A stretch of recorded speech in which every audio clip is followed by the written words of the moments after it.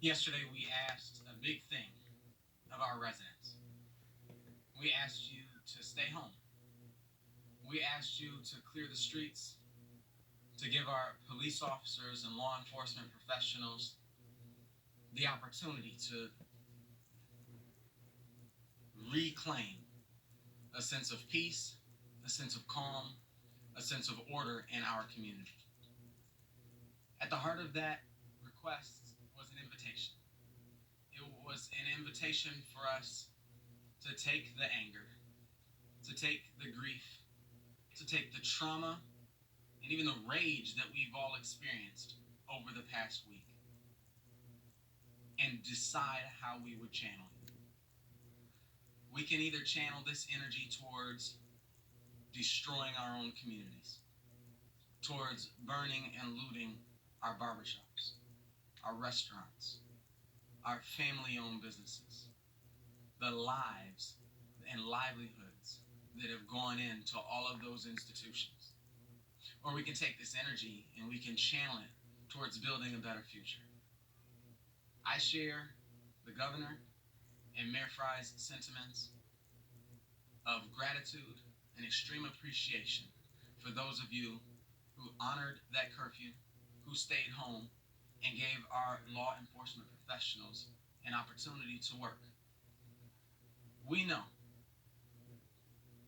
that right now is a moment of deep soul searching for our community and for our nation. Right now, we ought to be focused on the fact that George Floyd should still be alive today. We ought to be focused on the fact that when someone takes one of our lives in such dramatic and gruesome fashion, especially when it's as well documented as George Floyd's murder was, that we ought to have some ability to be confident, to be sure that the people responsible, not just one, but the four people responsible for his death, in a democracy as great as ours, that the four people responsible for his death will, of course, be held to account. We have in our community, we've had a lot of conversations about whether these are insiders or outsiders, whether they're from in town or out of town.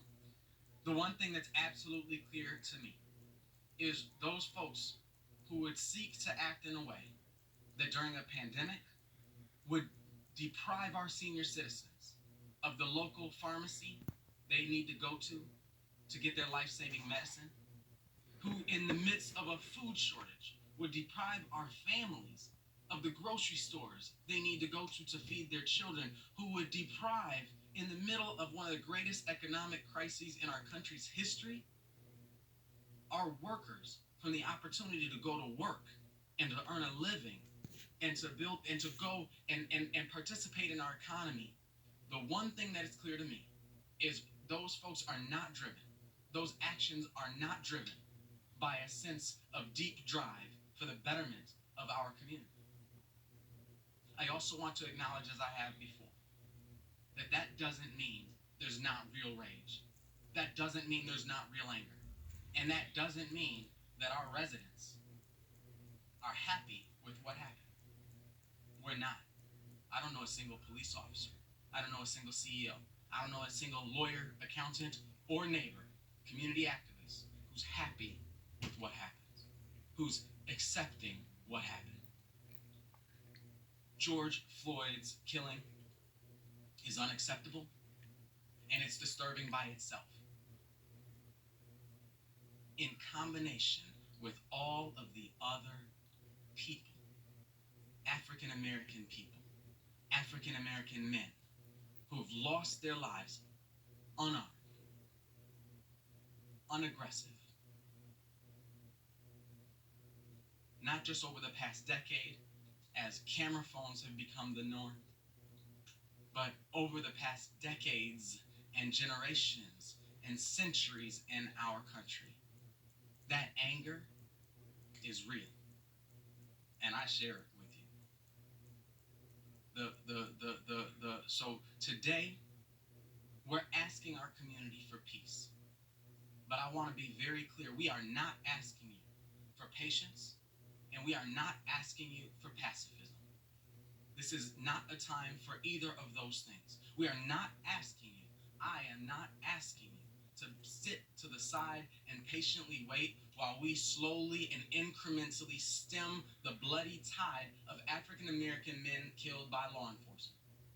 We're asking you to take that energy which has consumed our country, that energy which is a nuclear energy that could either destroy us or it could bring us together and build us up in a way that we have never been together before as a country.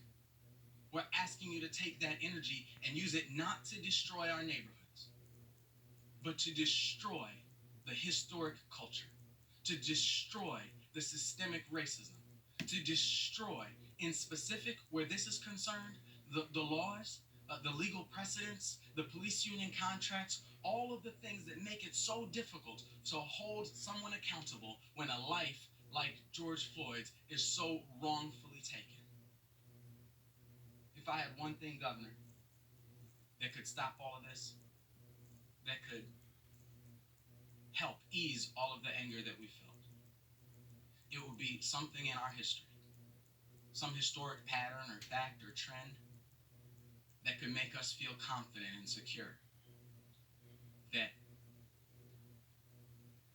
the officers involved will be held accountable, that we as a nation are using this as a pivot point to chart a new course for our country.